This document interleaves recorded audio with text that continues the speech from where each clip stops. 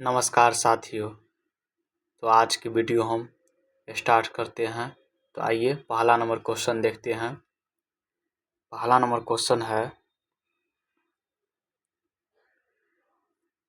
Question है radio एवं television में किस तरंग का उपयोग किया जाता है? किस तरंग का उपयोग किया जाता है?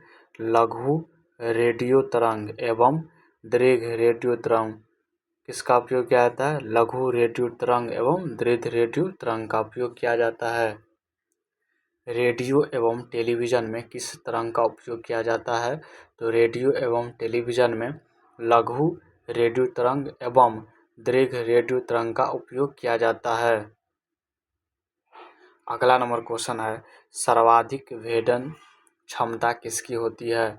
अगला नंबर क्वेश्चन है सर्वाधिक भेदन क्षमता किसकी होती है? तो किसकी होती है? गामा किरण की। किसकी होती है? गामा किरण की। अगला नंबर क्वेश्चन है गामा किरण का नामकरण किसने किया? गामा किरण का नामकरण किसने किया? तो किसने किया? रदरफोर्ड ने किया। किसने किया? रदरफोर्ड ने किया। कब किया? 1992 में। कब किया? 1992 में किया। 1992 में किया। आइए अगला नंबर क्वेश्चन। अगला नंबर क्वेश्चन है 10⁻³ मीटर से 10⁻² मीटर तरंगदैर्ध्य वाले तरंग को कौन सी तरंग कहलाती है? तो कौन सी तरंग कहलाती है? सूक्ष्म तरंग कहलाती है। कौन सी तरंग कहलाती है? सूक्ष्म तरंग कहलाती है। कौन सी तरंग कहलाती है? तो सूक्ष्म तरंग कहलाती है। अगला नंबर क्वेश्चन है रेडियम की खोज किसने की? रेडियम की खोज किसने की? तो किसने की? मैडम क्यूरी ने किया। किसने किया? मैडम क्यूरी ने किया। अगला नंबर क्वेश्चन है रेडियम सक्रियता की खोज किसने की? तो किसने की? हेनरी बेकुलर ने किया। किसने किया? हेनरी बेकुलर ने किया। अगला नंबर क्वेश्चन है 20 Hz से कम आवृत्ति वाले ध्वनि तरंग को क्या कहते हैं? 20 Hz से कम आवृत्ति वाले ध्वनि तरंग को क्या कहते हैं? तो क्या कहते हैं? अवश्रव्य तरंग कहते हैं। क्या कहते हैं? अवश्रव्य तरंग कहते हैं। अगला नंबर क्वेश्चन है 20 Hz से 20,000 Hz के बीच की आवृत्ति वाले ध्वनि तरंग क्या कहलाती है? क्या कहलाती है? तो क्या कहलाती है? श्रव्य तरंग कहलाती है। क्या कहलाती है? श्रव्य तरंग कहलाती है। अगला नंबर क्वेश्चन है कौन सी ध्वनि तरंग मनुष्य सुन सकता है? कौन सी ध्वनि तरंग मनुष्य सुन सकता है? तो कौन सुन सकता है? श्रव्य तरंग। कौन तरंग? श्रव्य तरंग। अगला नंबर क्वेश्चन है 20 Hz से अधिक आवृत्ति वाले ध्वनि तरंग को क्या कहते हैं? तो क्या कहते हैं? पराश्रव्य तरंग कहते हैं। क्या कहते हैं? पराश्रव्य तरंग कहते हैं। अगला नंबर क्वेश्चन है पराश्रव्य तरंग कौन सुन सकता है? पराश्रव्य तरंग कौन सुन सकता है? तो कौन सुनता है? कुत्ता, बिल्ली, चमगादड़, चिड़िया, डॉल्फिन सुन सकता है। आइए अगला नंबर क्वेश्चन देखते हैं। अगला नंबर क्वेश्चन है क्वार्ट्ज जिंक ऑक्साइड के क्रिस्टलों पर प्रत्यावर्ती वोल्टेज आरोपित करने के फलस्वरूप कौन सी तरंग उत्पन्न होती है? तो कौन सी तरंग उत्पन्न होती है? पराश्रव्य तरंग। कौन सी तरंग उत्पन्न होती है? पराश्रव्य तरंग। अगला नंबर क्वेश्चन है हृदय की धड़कन की आवृत्ति एवं भूकंप के समय पृथ्वी से कौन सी तरंग निकलती है? तो कौन सी तरंग निकलती है? अवश्रव्य तरंग। कौन सी तरंग निकलती है? अवश्रव्य तरंग निकलती है। अगला नंबर क्वेश्चन है चमगादड़ कितनी आवृत्ति की पराश्रव्य तरंग उत्पन्न कर सकते हैं? चमगादड़ कितनी आवृत्ति की पराश्रव्य तरंग उत्पन्न कर सकते हैं? तो कितनी? 1,00,000 आवृत्ति की। अगला नंबर क्वेश्चन है समुद्र की गहराई संकेत भेजने, दूध में उपस्थित हानिकारक जीवाणुओं को नष्ट करने,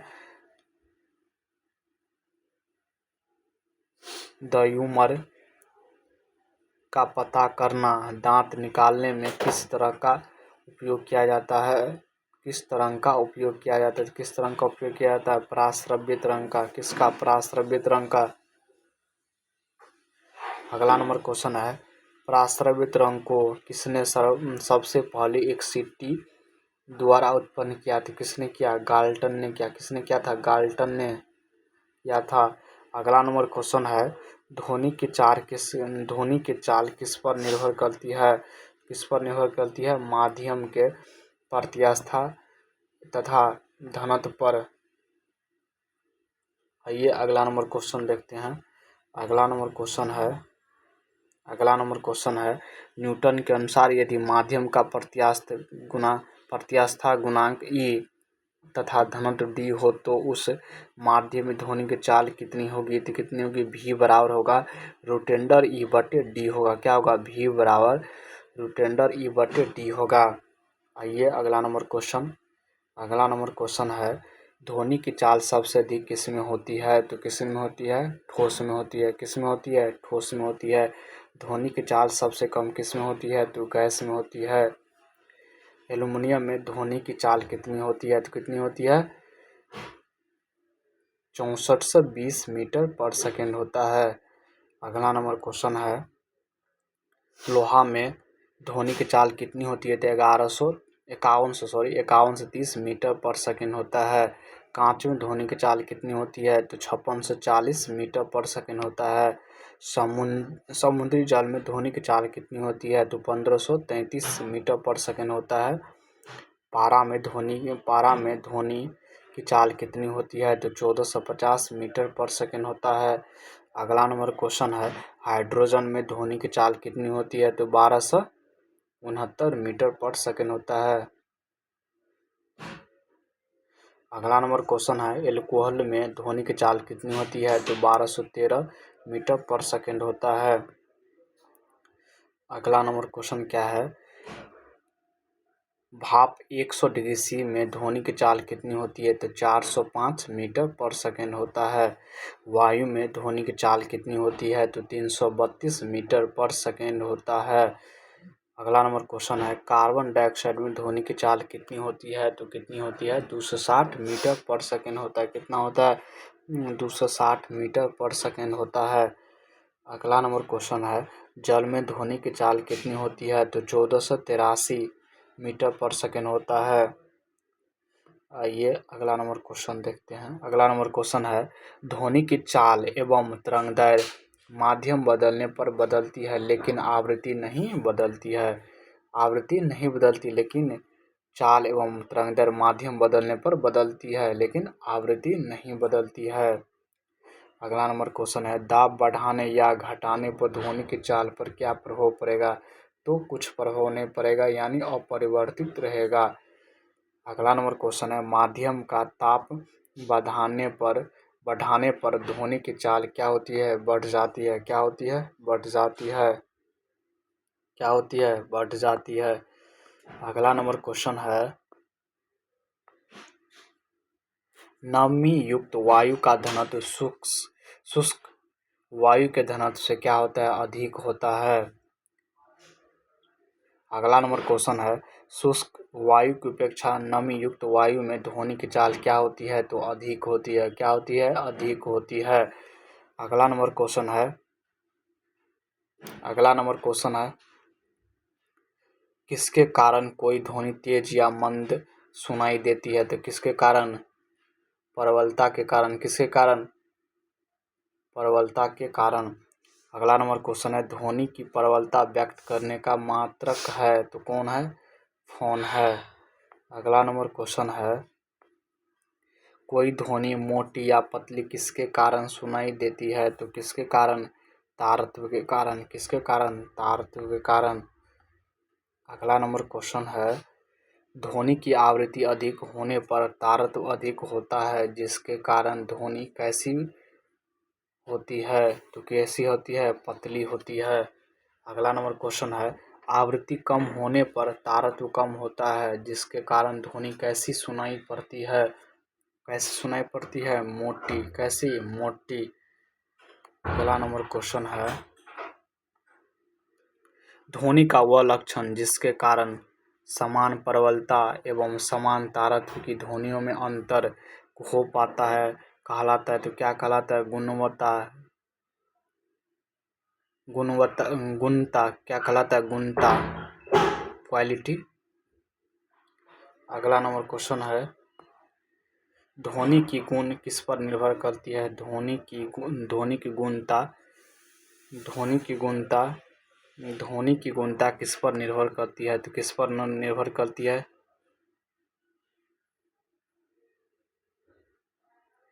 ध्वनि की गुणता किस पर निर्भर करती है? तो किस पर निर्भर करती है? सन्नादी सबसे की संख्या, क्रम या आपेक्षिक तीव्रता।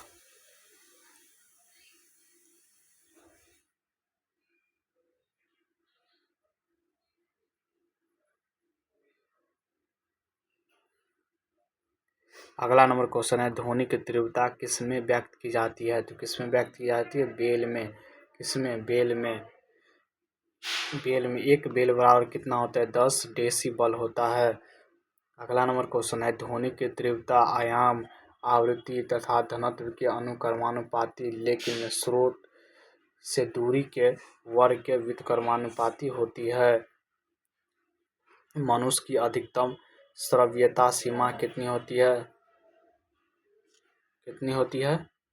तो कितनी होती है? 95 डेसिबल होती है। कितनी होती है? 95 डेसिबल होती है। कितनी होती है? 95 डेसिबल होती है। अगला नंबर क्वेश्चन है, ध्वनि की प्रबलता किस पर निर्भर करती है? तो किस पर निर्भर करती है? व्यक्ति की कान की सुग्राहिता पर। व्यक्ति की कान की सुग्राहिता पर। अगला नंबर क्वेश्चन है, प्रतिध्वनि सुनने के लिए श्रोता एवं परावर्तक सतह के बीच कितनी दूरी होनी चाहिए? तो कितनी दूरी होनी चाहिए? 17 मीटर। कितनी होनी चाहिए? 17 मीटर। कान पर ध्वनि का प्रभाव कितना देर तक रहता है? तो कितना देर तक रहता है? 1/10 सेकेंड तक रहता है। तो आज के लिए इतना ही। अगली सेशन में हम इससे आगे का क्वेश्चन करेंगे।